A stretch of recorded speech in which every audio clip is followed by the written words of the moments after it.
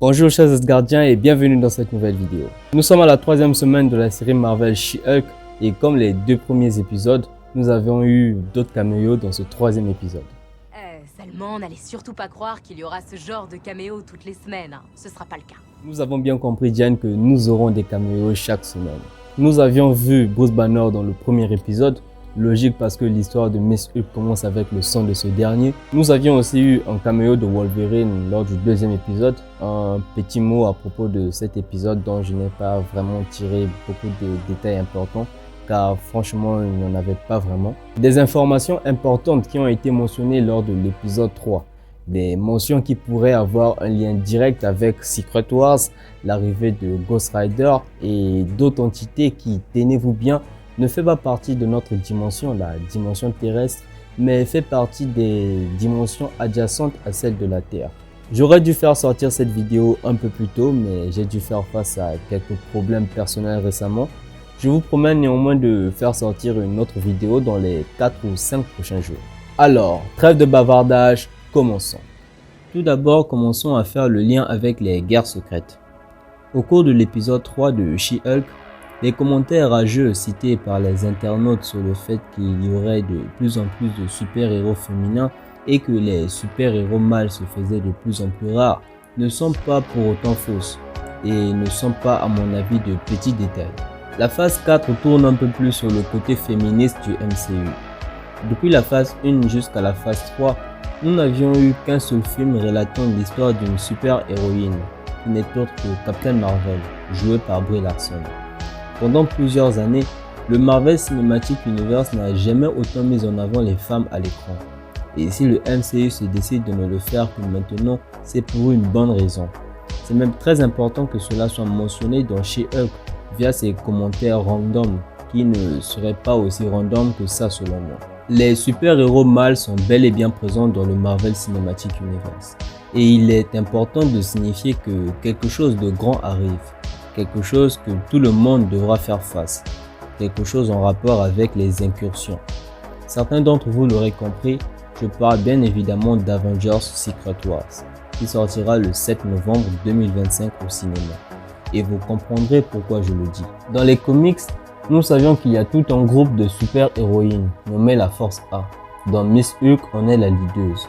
La Force A regroupe tous les super-héros féminins du Marvel Cinematic Universe, dont je me permets de citer les quelques qui ont été introduits lors de la phase 4, à savoir Miss Hulk, Iron Heart, Kate Bishop, America Chavez et j'en passe, tellement qu'elles sont nombreuses.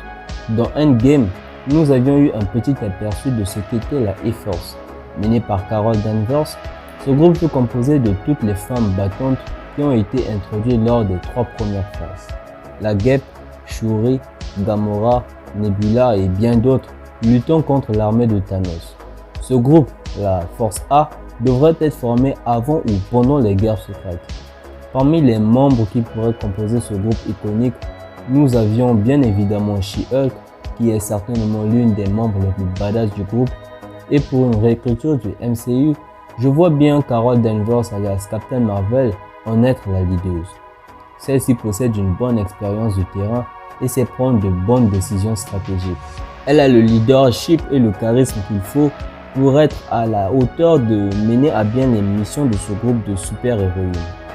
Pepper Potts, alias Rescue et femme d'Iron Man, pourrait bien en faire partie. Mais après le décès de Tony Stark, nous n'avons toujours pas eu de nouvelles la concernant. Si la soi-disant mort de Wanda Maximoff s'avère être fausse, celle-ci pourrait aussi en faire partie. Sylvie alias Lady Loki en faisait partie dans les comics, alors elle pourrait aussi en devenir un membre dans le MCU. Evangeline Lilly, qui joue la Guêpe, avait confirmé qu'elle ne voudrait pas d'un film solo, mais apprécierait faire équipe avec d'autres super-héroïnes, un peu comme dans Endgame. Celle-ci pourrait ainsi team up avec les autres super-héroïnes pour faire face à la prochaine grande menace du MCU, une menace qui pourrait détruire sa réalité, à savoir les incursions. Alors, calmez-vous les rageux car le MCU n'a pas encore fini de nous présenter de nouvelles super-héroïnes. Ce n'est que le début et je pense qu'on en aura un peu plus à l'avenir. Introduire de nouveaux personnages prend un certain temps et il nous reste encore 3 ans avant Avengers Secret Wars. Le temps de nous faire découvrir d'autres nouvelles super-héroïnes du Marvel Cinematic Universe. Maintenant, il serait intéressant de parler de ce que le MCU nous prépare en secret. Nous savions que The Kang Dynasty et Secret Wars seront les 2 prochains films Avengers de la phase 6. Nous savions aussi que Les 4 Fantastiques sera le film qui ouvrira cette 6e phase de l'univers cinématique de Marvel. Mais qu'en est-il des autres films et qu'est-ce que Kevin Feige nous cache en réalité? Pendant l'échange entre Jennifer Walters et Wong mentionna une dimension en dehors de la dimension miroir, ce qui m'intrigua. Si je ne me trompe pas, cette dimension n'a jamais été mentionnée dans l'univers cinématique de Marvel auparavant.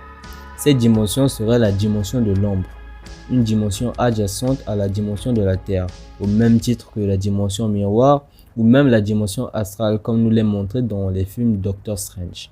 Cette mention pour moi n'est pas du tout anodine. Et selon moi, ce serait même une bombe à retardement, car cette mention peut signifier l'arrivée de beaucoup de choses et d'entités, comme Lilith par exemple, la mère des démons et des créatures nocturnes, reine des succubes et fille de Méphisto. Méphisto qui est une entité démoniaque extradimensionnelle et roi des enfers. Et quand on parle du royaume des enfers, il est ainsi évident de faire le lien avec les Ghost Riders, en particulier Johnny Blaze, qui, comme je l'ai dit dans une de mes précédentes vidéos, pourrait bien avoir son propre film dans l'ordre chronologique du MCU, lors de la phase 6 avant Avengers Secret Wars. Ghost Rider est un personnage très important dans les guerres secrètes et dans le MCU.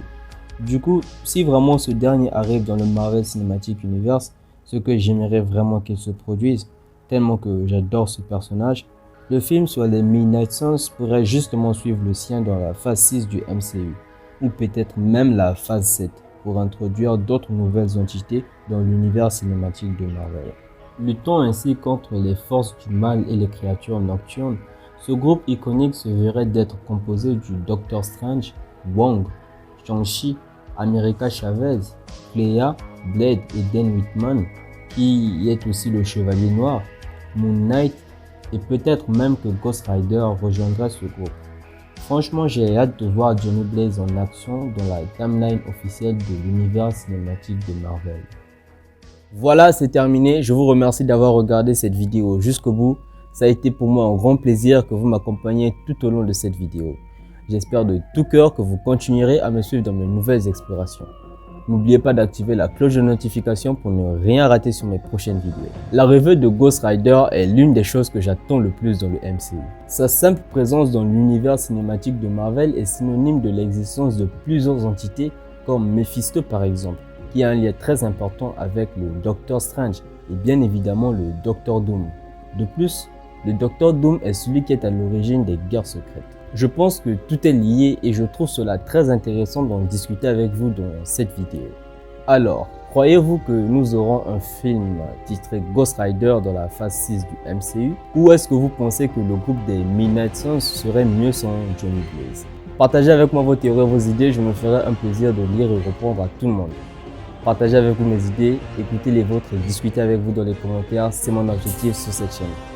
N'hésitez surtout pas à laisser le petit pouce bleu sur la vidéo et à partager la chaîne pour la faire connaître. Cela m'aide à rassembler un grand nombre de fans du Marvel Cinematic Universe. Quant à moi, je vous souhaite à tous une excellente journée ou soirée, où que vous soyez. C'était l'Asgardien et que l'éternelle flamme soit avec vous. Ciao!